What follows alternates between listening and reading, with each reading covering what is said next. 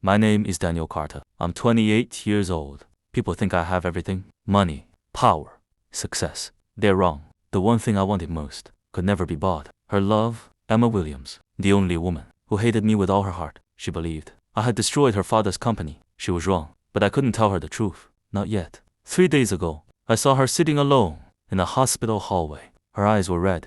She had been crying for hours. Her father had suffered a heart attack. The family business had collapsed. Medical bills were piling up. She looked completely broken. I wanted to walk away. Instead, I sat beside her. You should get some rest. She looked at me. Her expression turned cold. What are you doing here? I came to see someone. She laughed bitterly. People like you always have a reason. She stood up. I don't need your pity. I reached into my pocket and placed my business card on the chair. If you ever need help, call me. She stared at the card. Then, she tore it into pieces. I'd rather lose everything without another word. She walked away.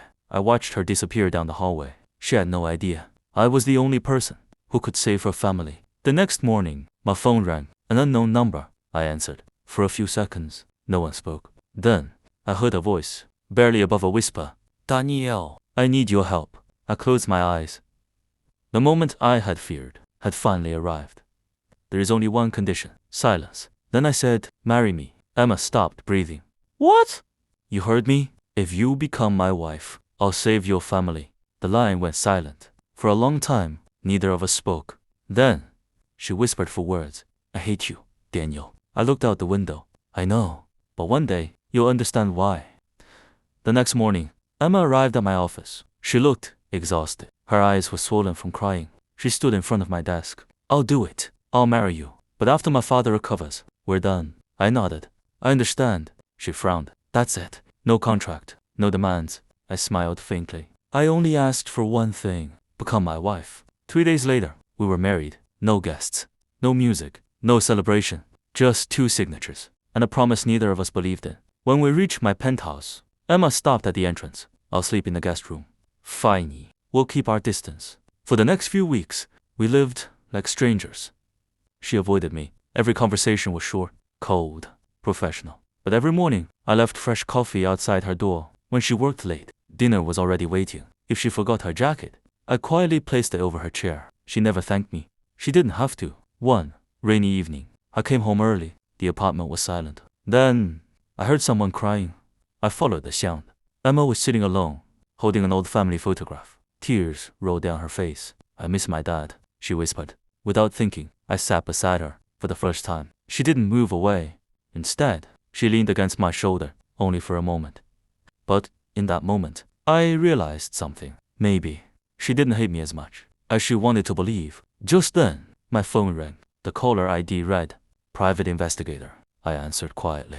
What did you find? His next words made my blood run cold. Sir? Emma's father's bankruptcy wasn't an accident. Someone framed him. I ended the call and slipped my phone back into my pocket. Emma looked at me. Everything okay? I forced a smile. Just work. She nodded. But something told me she knew I was hiding something. The next morning, I met the private investigator. He handed me a thick file. Your instincts were right. Emma's father didn't destroy his own company. He was set up. I opened the file. Inside were bank transfers, forged signatures, and security photos. One name appeared again and again.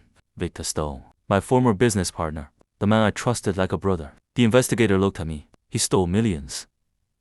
Then blamed Emma's father. I clenched my fists. So that's why. Victor hadn't only stolen money. He had stolen an innocent man's life. That evening, I returned home. Emma was making dinner.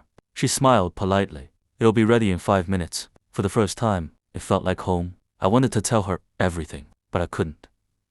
Not until I had proof strong enough to clear her father's name forever. 2 days later, Victor called me. I heard you got married. He laughed. Tell your wife. Some secrets are better left buried. Before I could answer, he hung up. A chill ran down my spine. How did he know? About my marriage? That night, I checked the security cameras outside the penthouse. A black SUV had been parked across the street for hours. Someone was watching us. I looked out the window. The SUV slowly drove away. At that moment, I made a promise. No matter what it cost, I would protect Emma, even if it meant risking everything I had built. The next morning, Emma was gone. She had left a note on the kitchen table. Thank you for everything, but I can't keep dragging you into my family's problems. My heart sank. I grabbed my keys and rushed out the door. Hours later, I found her standing outside the courthouse. She looked exhausted. Victor Stone was waiting for her. He smiled. I have an offer. If you convince Daniel to sell his company to me, I'll clear your father's name. Emma's face turned pale. You framed my father, didn't you?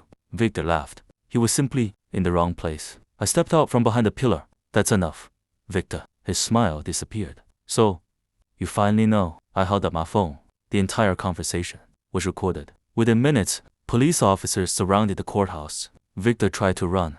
He didn't get far. As they placed him in handcuffs, he looked at me. You think you've won? I ignored him. Instead, I walked toward Emma. Tears filled her eyes. I'm so sorry. I judged you. I hated you. I never gave you a chance. I gently held her hands. You had every reason. You were protecting your family. She looked into my eyes. Why did you help me after everything? I smiled. Because I've loved you. Since the day we first met. She froze. What? I just never found the courage to tell you. A tear rolled down her cheek. She wrapped her arms around me. This time, I hugged her back. For the first time, it wasn't a fake marriage. It was real. 3 months later, Emma's father was finally free. Every false charge had been erased. Victor Stone was sentenced to prison. Justice had finally won. Life slowly returned to normal. One evening, Emma asked me to meet her at the small park where we had first argued. The sun was setting.